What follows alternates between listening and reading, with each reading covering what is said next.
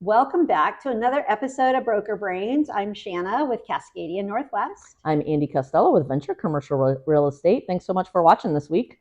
So today we were going to talk a little bit about, as a real estate agent, actually being able to share your value proposition. How do you communicate to people what it is that you're bringing to the table so that you get hired and Right. so that they feel comfortable paying you for the job? Yes. And I think especially now with what's been going on your side of the business, that's important. And certainly on my side of the business, because, I've been on the commercial side for 5 years now. And, what I can bring to the table is obviously different than somebody that's like my business partner who has 37 years of experience. So how do you navigate those value propositions that might be different? But yet you still can help your clients and still land, being able to work with them. I have this exercise that I take agents through. So if anybody ever wants to do this, just call me. So I've got like a whole workbook. But it's where you start with this list of words and you're identifying just out of these 100 words, like which ones are jumping out at you as something that's meaningful to you. Ooh.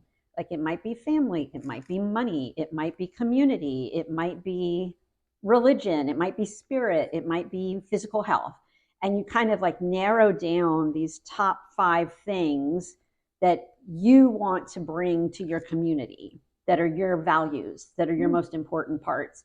And then you just kind of can script backwards from there, drilling down to just like kind of a simple statement of what it is that's important to you to bring to the table as a business partner with your clients. Wow, that's cool. Yeah.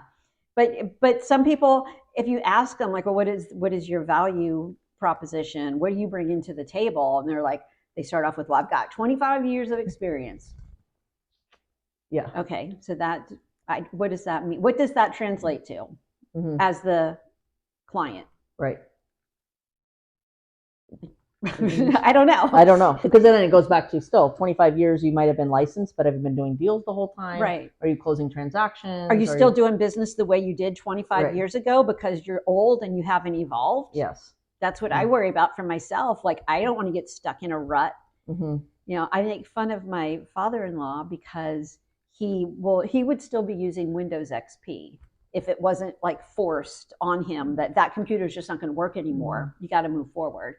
But I'm the same way about a lot of things. I think that this is human nature, though. Yeah. So that's nothing new. But. So I mean, that's one of my values is I try to make sure that I am excited and embrace new technology. I want to learn. I want to be an early adopter. I want to use what's the most cutting edge, and not just kind of get comfortable in the way I do it. So like we're always bringing in new tools, or how can I use this app to do?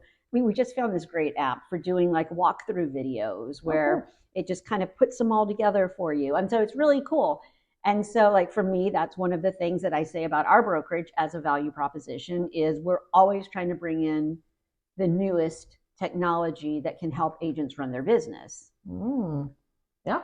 What can, as an agent, that's what you need to be telling your clients. What is it that you're bringing to the table that the other 97 agents that they know aren't doing, because everybody knows a bunch of agents in Clark County. Yeah. It's certainly harder on your side of the business because you're just so many numbers. Well, there are fewer. There are fewer of you commercial agents. Yeah. So I'm ahead of the game because there's just not that many women in commercial. So, I sort of love working with women. Those are a lot of my clients because they want to, women often want to do business with other women. Absolutely. And so I don't say my value proposition is being a woman, but obviously it's, my background being in government, understanding, how businesses are run and, what they're looking for, and then being really communicative. I mean, for me, it's very easy. My value proposition is, an agent reached out to me today through my website, found me on Google, and in 20 minutes from her email to when I followed up with her. And I guarantee you there's nobody in Clark County in commercial or even in the Portland metro area, if you're a full-time commercial broker, that would call somebody back in 20 minutes. So that is, for me, but that's one of your, that's one of your core values. Yeah, like you 100%. you are 100% on top of timely responses. You don't ghost people. You don't let shit slip through the cracks. And like, that's something you're really good at. And so it's really easy to show that value because I just, it's how I run my business and it's how I communicate, because I want people to communicate with me. When we get a residential referral, I'm like, I want you to know I followed up with them, or if, they decided to pull back or something, I always try to close that loop because, when I was on your side of the business, I went, when am I going to get paid? Right. You want to know, did I send it to somebody who's working it to help me get paid?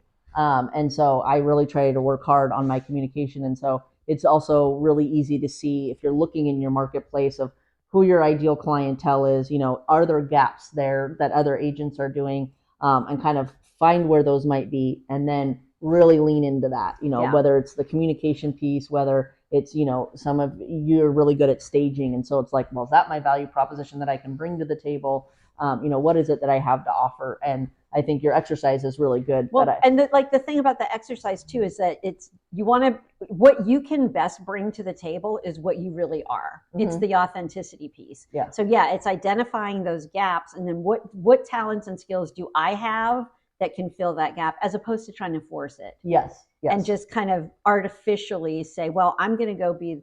I knew somebody. It was post. We were, what do you call it when you've graduated from college, but you're going to more college? Postgraduate work. Yeah. So I don't have a master's degree, but I was doing postgraduate work. And this gal had gotten her bachelor's degree on a bowling scholarship. Wow. And I was like, that's really interesting. Like, mm-hmm. How did you get into bowling? And she's like, oh, when I was in middle school, my mom is looking up what are the most underutilized scholarships.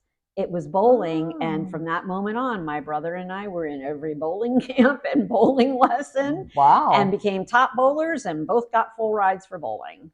Interesting. Because she found the gap. Yep. Nobody's getting those scholarships. Let me fill the gap.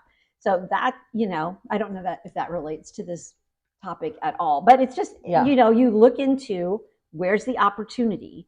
Just look for where the opportunity is, and then what can I do to help fill it, but in a way that's still authentic, because it's not going to work. Right. If she would have said, and the one thing I hate most on this planet is to be in a bowling alley. Mm-hmm. She probably wouldn't have gotten to a state level bowler to get a scholarship. Okay. Right. But it's just leaning into your skills and how you can adapt them to fill your clients' needs. 100%. And being obviously able to communicate and articulate that, whether that's in your written, materials for a listing package, whether that's, what you're telling them at the listing presentation, and making sure you're articulating that value, and then, staying in touch with them to continuing to show what that value is, But then the worst thing you can possibly do, though, is talk the talk and then not walk the walk. Yes. If you, come to the table with one of my big strengths, and that's really important to me, is we're going to have good communication, and then you stop calling them back. Yeah.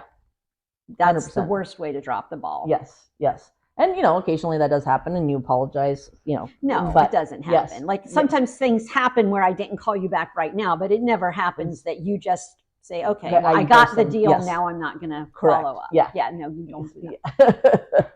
Very much. So we encourage you to think about, what your value proposition is. Feel free to reach out to Shanna or even myself. I don't have more of a formal program. We're happy to brainstorm that stuff with you, because it's important to both of us. And we'd like to see more agents, no matter who you work with, mm-hmm. be able to articulate their value. Because when one of us in the industry rises, it elevates the whole industry. Makes us all look more professional. Just the same way that when one bad agent is out there doing slimy stuff, we all look bad. Yes. So we want to flip that over and make everybody look good. 100%.